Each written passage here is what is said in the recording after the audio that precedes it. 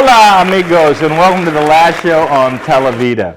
I'm Elliot Threed, and of course, my patron saint of bilingual talk show host, Guillermo Rodriguez, is with me. Cleveland, Ohio. Now, Cleveland's known for a couple unique things. It's known for comedians who jump into the media. And I'll tell you about a few. There's Steve Harvey, Cleveland comedian, jumped into the media. Arsenio Hall, Cleveland comedian, jumped into the media. Drew Carey, Cleveland military, jumped into comedy, then jumped into media. There's somebody else that did that, and his name is Tom Becca. He's been on the air for 5 or 6 years in Kansas City. He's jumped into regional media. He's all over the place. So he is a comedian who's part of the media. He's our guest tonight. But before you take my word that he's in the media, watch a little bit of his TED Talk from the media. This is Tom Becca. I love words. Words are tools. And just like a hammer, words can be used to build or destroy. I read a story the other day that, well, it just warmed my heart and inspired me. It's about a 9-year-old boy. His name is Brandon. I feel sorry for anybody named Brandon. I mean, for the past year or so, that name has been used in a slogan that meant F Joe Biden. Tom Becca, thank you. Thank you, sir. Now, you told me I forgot somebody. Yeah, Tim Conway is a comedian from Cleveland. I remember being a little kid and watching him in Cleveland, and then he went to L.A. He got in, McHale's Navy and Carol Burnett, all that stuff.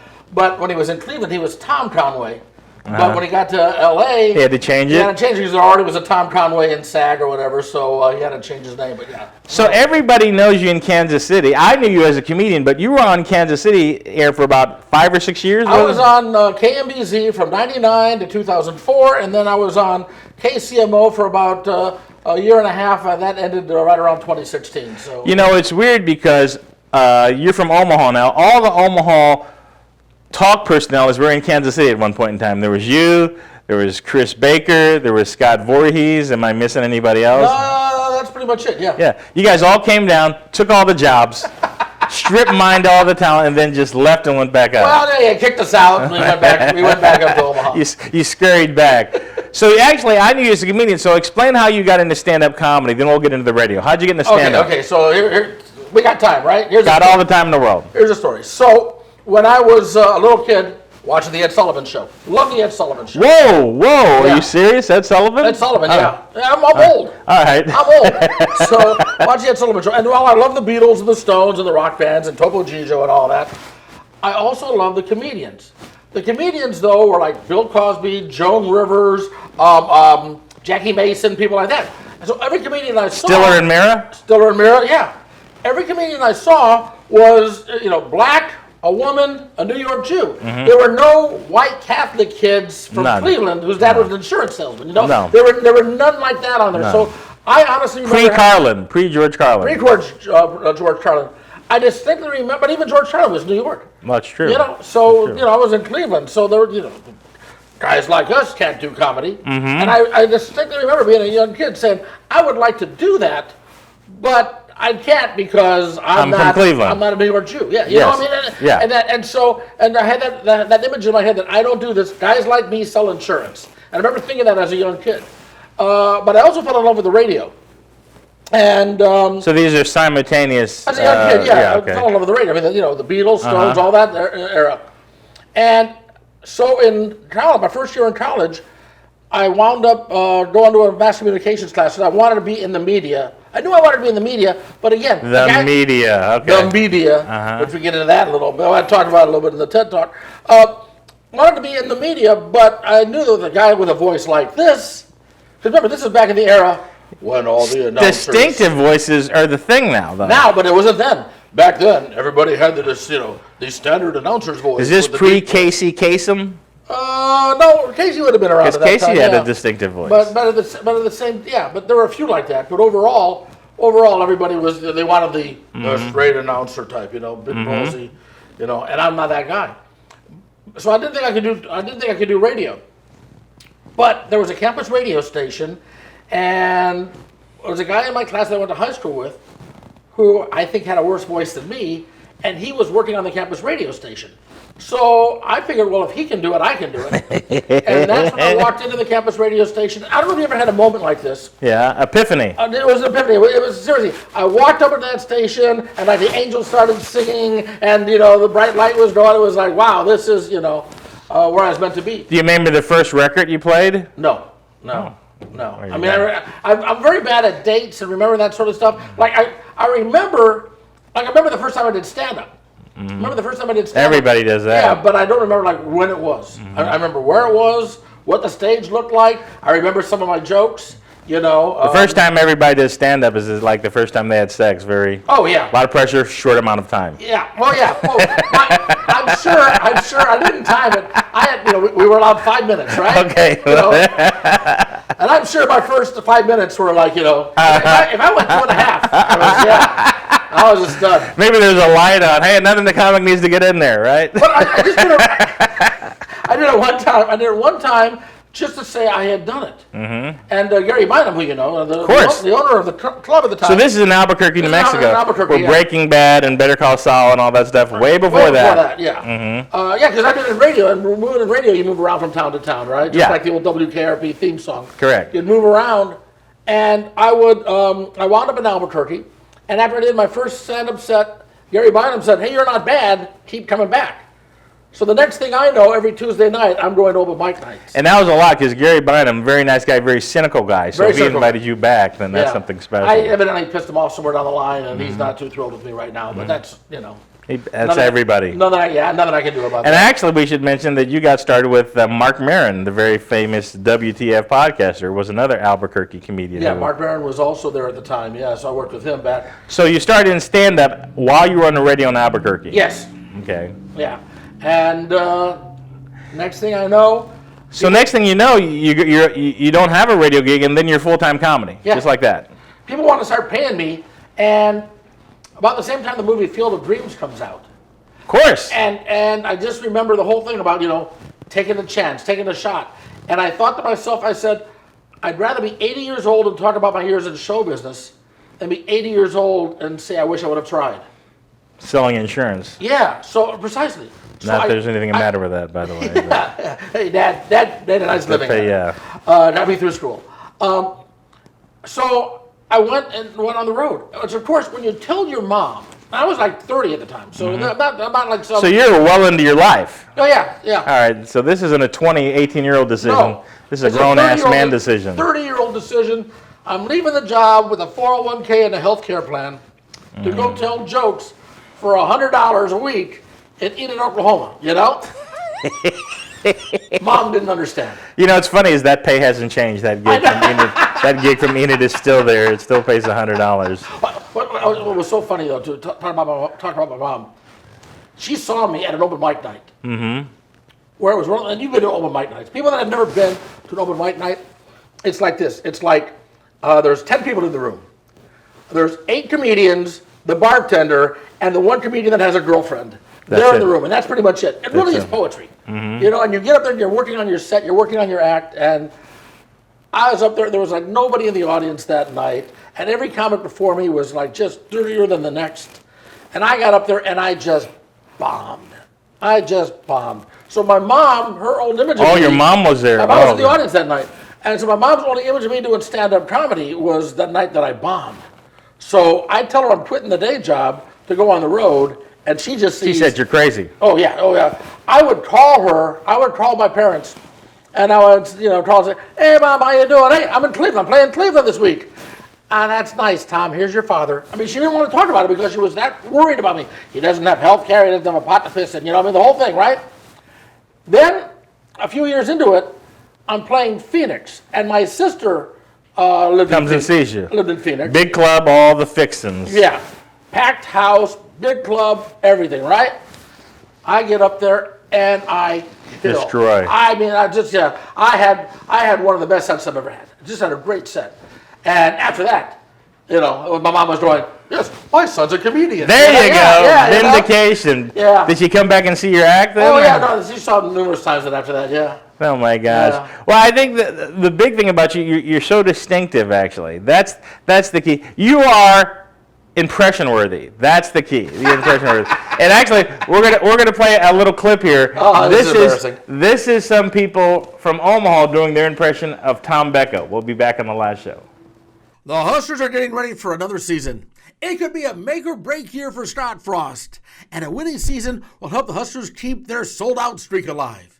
Now, if you're under the age of 35, you don't remember the glory days of the national championships. No, your Husker memories are of new coach after new coach after new coach talking about it being a rebuilding year.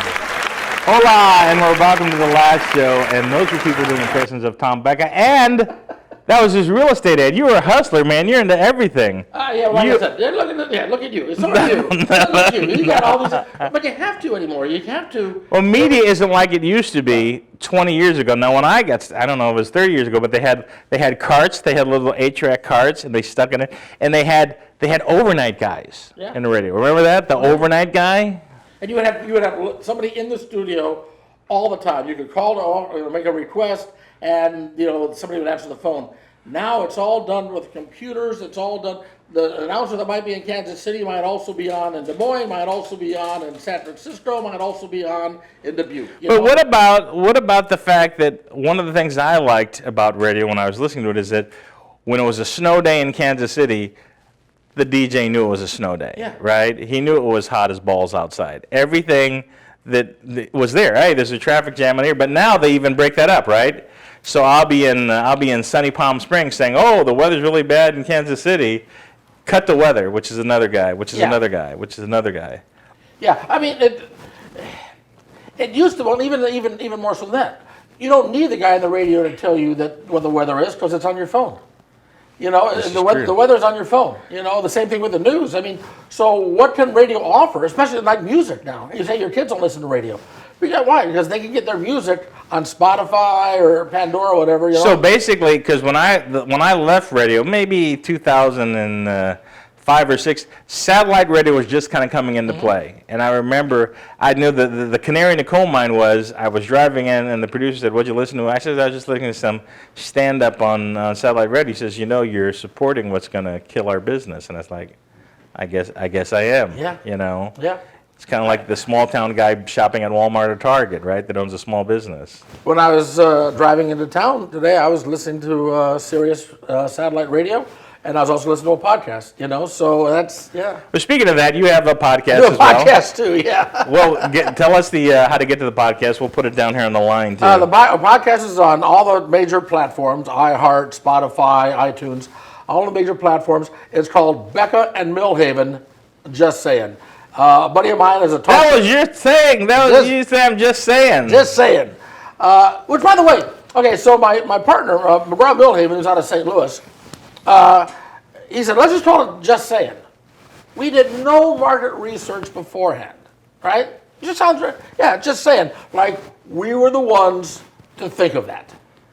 After we've got it all registered and all in there and it's in the platform, I did a little search.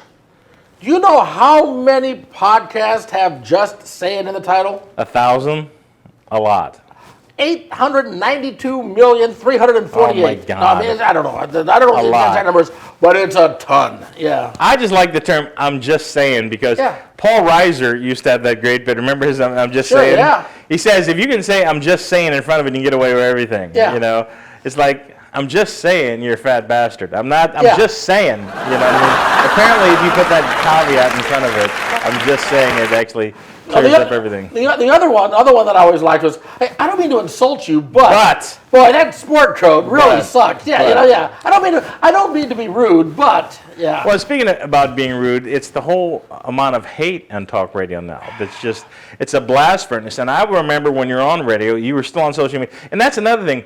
When we first did radio, I didn't have to worry about 7 different platforms to be up to date on, right? Mm-hmm. Now you have to keep your Twitter up, your Facebook, your Instagram, and your show, and produce content outside of that, right? Right. It's a lot of work. Right, and you have to have it so that you don't say something that's going to end up getting pushed out on other people's social media platforms that'll get you fired or whatever. I mean, you got to be very careful about that too.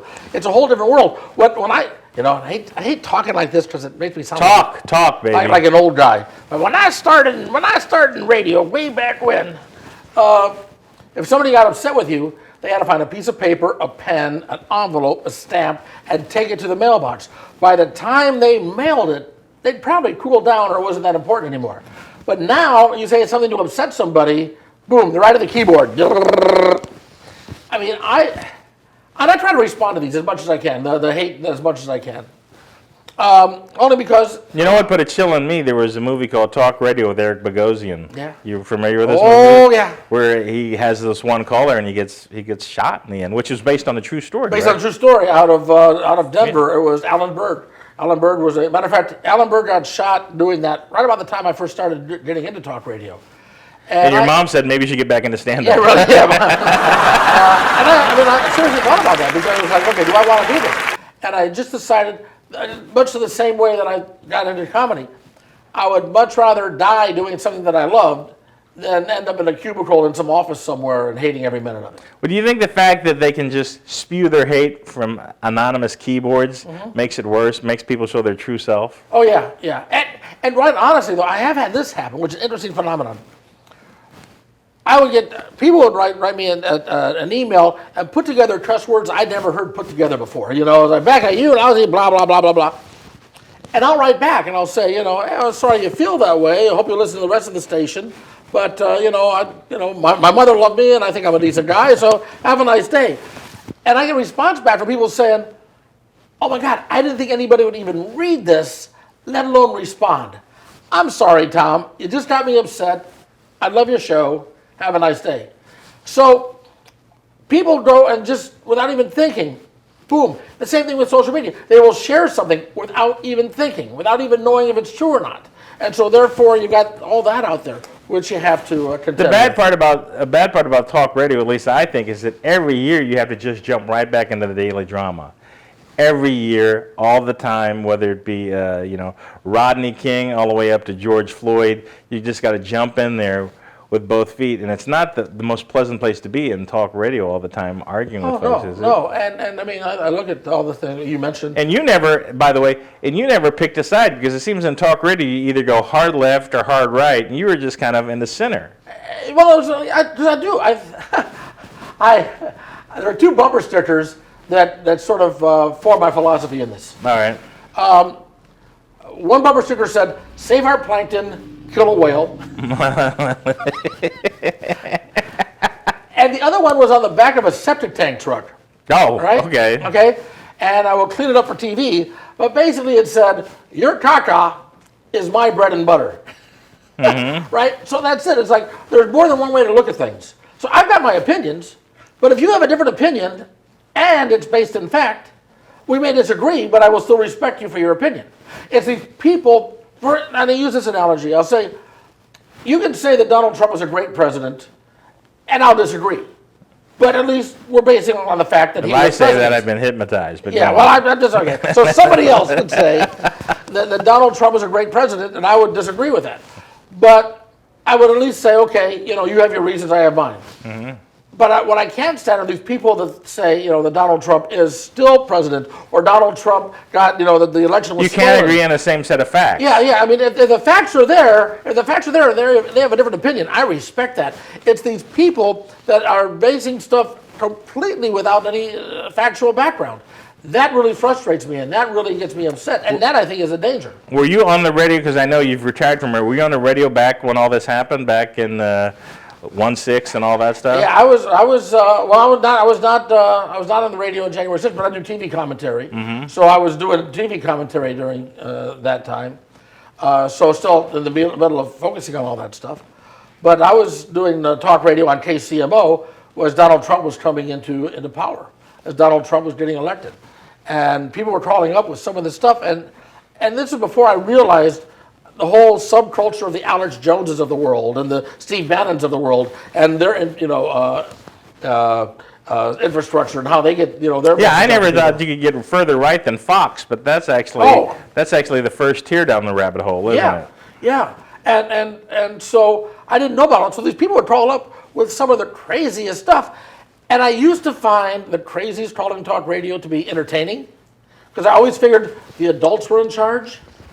But then after after 2016, after Trump got in there, I realized the adults aren't always in charge. And now all of a sudden, and I also realized how many of those crazy people are out there, which surprised me.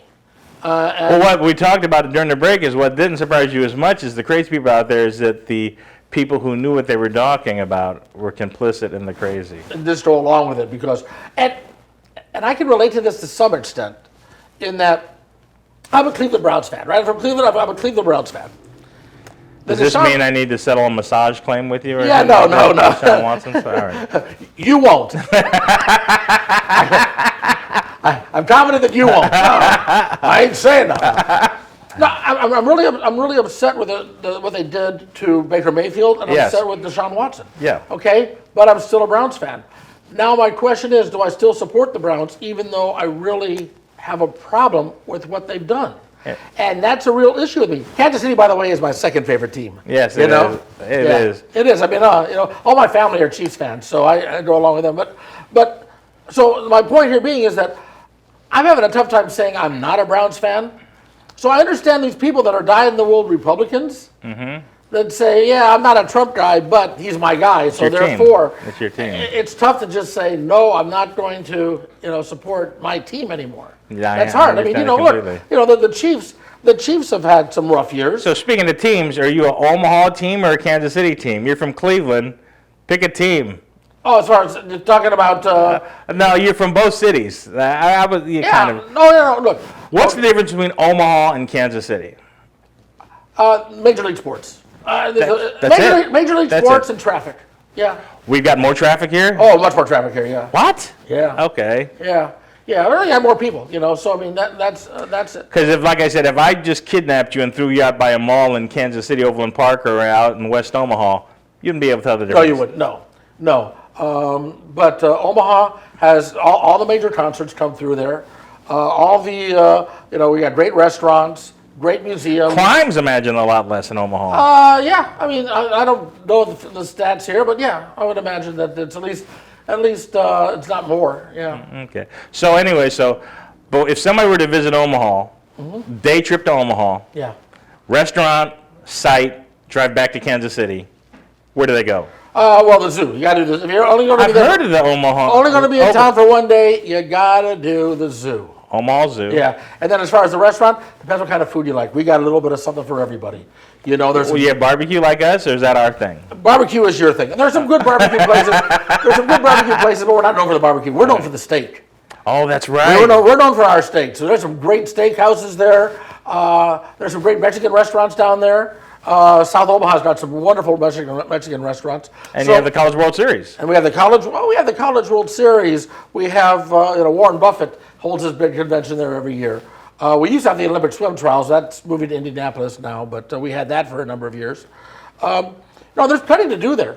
The only thing is, I do miss the Major League Sports. And I do follow the Royals. I do follow the Chiefs. Well, it used to be the basketball team, when we had one, it belonged to Omaha and Kansas City, was the Kansas City Omaha Kings. Yeah, with You'd the think they Omaha. could do something like that here, but... Well, we're talking about how radio's changed. Same thing is true with Major League Sports. So what is the mosaic of the rest of your life? We're doing the podcast, so we're going to wrap up here. So tell everybody what you've got going on so we can follow you on social media, Twitter, podcast, everything. One more time. Okay, well, yeah, I got Facebook page, Tom Becca. I'm on Twitter. TomBecca.com. TomBecca.com is a series of podcasts that I've had. So I don't really do much work on that. Becca's Beat? Becca's Beat is also on there on Fox42KPTM.com. That's my station that I work for in Omaha, TV station in Omaha. My commentary is there. I'm on Twitter. I'm on Instagram, all those, LinkedIn, on all those. I also do some real estate on the side, He's a hustler. He does everything. Well, here's the thing. And seriously, when I was doing comedy, back when you and I first met, way back when, I looked at those as my retirement years. Because I didn't know how long I was going to live. I didn't want to work my butt off till I was 65 and then die at 65 in a month, which you hear of happening. Yes. I said, these are my retirement years, and if I got to work until I'm 90, I'll work till I'm 90 because I'm going to go and travel the country, have experiences, and enjoy my retirement now while I'm still healthy enough to enjoy it. So that's how I looked at it. So the idea of not working now does not appeal to me in the least. I'll be doing. You've worked enough. Yeah, I mean, I'm gonna. If you see me driving Uber one day, I'm going to be doing something, because the idea of just sitting around doing nothing doesn't appeal to me. Or it won't be Uber. Tom, Becca, on behalf of me and my co-host Guillermo Hey, Guillermo. Rodriguez, thank you again. My friend, so great seeing you I again. appreciate it. It's been Tom, Becca. This has been The Last Show on Televida.